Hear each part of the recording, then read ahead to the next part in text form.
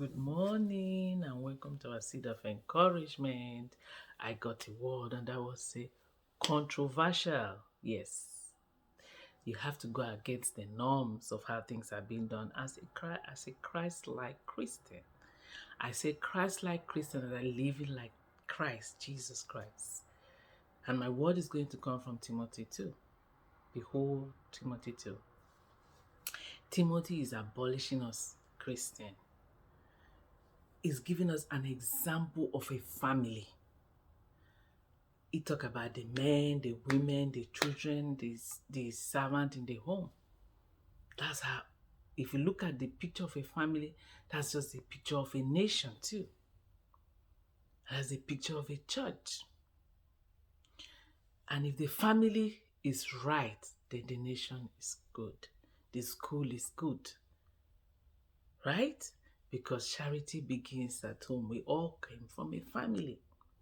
So the foundation we have in the family is what we're going to take out there. So Timothy is telling the elderly men. He said, how do you carry yourself? Are you carrying yourself worthy of respect? Are you teaching sound faith? Do you walk in love?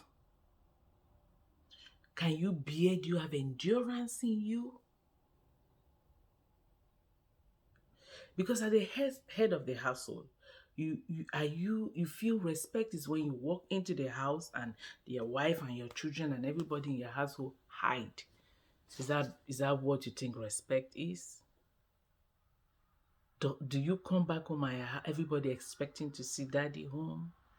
More of a wife, children are happy to see you, or they all just gonna be in their room? So he's telling us to watch the way we do, because the wife, the children, the servant, they are looking up to you, the head of the house. And he said, when you carry yourself worthy of respect, it's be easier for the wife to submit to you, to love you, to adore you, and respect you. And so, once the wife is doing all that, the children automatically are copying daddy, copying mommy, respecting you. The servant are doing the same thing. That's it flows. He talk about the women. He said, as the woman, do you carry yourself in respect? Do you slander? You slander people, you gossip about people. Do you submit to your husband in love? Because people are looking at you as the mother. People are looking at you. You've been in marriage 20 years. The younger ones are looking at you to see how you are able to keep this marriage so they can emulate you. What precedent are you setting? In the way you carry yourself, the way you talk, the way you even dress. Yes, the way you dress. They are looking at you, copying. Because, I used to, just when it's summer, I just throw my shirt and all that. It's very comfortable. And then somebody's telling me, this look exposed, this exposed, yes, this exposed. Initially, yes, I didn't take it lightly. But I started looking inward. I'm saying, yeah, that's true. Especially when you have people looking up to you. Especially when you know you are controversial. When you know that God have called you to set the pace. When you know that God has called you to stand apart. God have called you not to join, but to set yourself apart. And so when you're called to set yourself apart, you have to dress the part. You have to look the part. You have to carry yourself with dignity and respect, and people will be able to respect you. He's asking us, say, are we doing that? Are we loving the children and loving the husband? Because if you can't love the ones you see, how can you be saying you love God? Yes. If you cannot respect the one you see, how can you say you respect God? Because what the children see is this, the way they relate to you. The children see you screaming, shouting, and yelling at daddy. The children started yelling to you too when they're talking to you. He said, the young men and women, we that are elderly should encourage them. We talk to them with respect. You tell them your experiences. You encourage them in faith. They should see that you go through your stuff. You still have faith. You didn't drop your faith because things were bad. You hold on to faith, hold on to your confession, knowing that what God has said to you will automatically come to pass. When God said it will come to pass, and you are hopeful, you are faithful, they look at you, and even if when their faith is wavering, but seeing you standing firm, they look at you, they hold on to the faith. Titus is telling us that some people cannot flip open their Bible, that you and I are the manual they see. You and I are the Bible of God they see. The way we do, the way we talk, the way we live our life, that's what they copy, that's what they're dishing out there. So the people that we are protéging, what are they getting from us? Are they getting that we even have temperament, that we even have self-control, that we have discipline, that we don't allow ourselves to allure by the world system.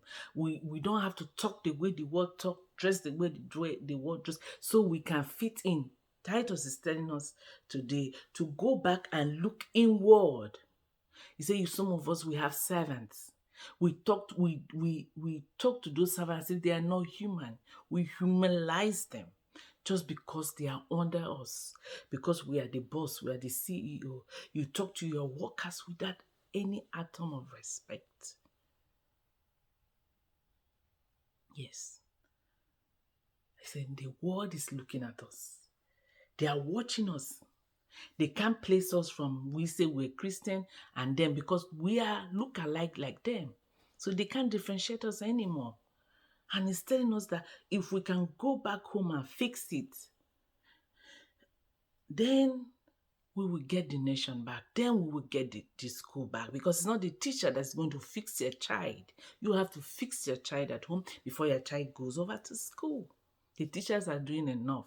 But we have to look inward. We have to zero this mirror to ourselves. Some of us, he said to the elderly women, the younger ones are looking at you. All you do is to slander, gossip. They share something to you, they are hearing in another quarters. You are helping somebody. Every time you remind the person that you are helping the person. There's a place the Bible said, don't eat from somebody that keep counts. They feed you, they keep count. They buy something from you, they keep count. Be careful of such people, because they're going to ask you to pay them. Yes. Are you working from a place of love?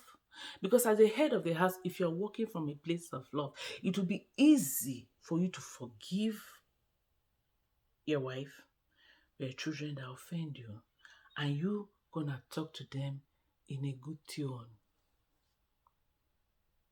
You know, sometimes they say a good reply softens the word. The way you talk makes love grow or shrink love in the family. Or are you the man that when you come home, everybody hides? When they hear daddy's car, everybody hides. Both wife, everybody hides. And you think that's respect? Are you the woman that the husband room closed from work will rather stay somewhere until when you are asleep before he will sneak into the house, because you will knock the hell out of him? Right. And the man take off. The man doesn't want to stay around you. Yes. He's telling us to look inward, because if we fix the family, if we fix the home front, then the outside will be good. So he's abolishing us all. Man, woman, children, servant, respect. All you owe your boss is respect. Right? It's abolishing all of us all together to check and see what we are dishing out there. Because the world is watching us. We are the window where they see Christ.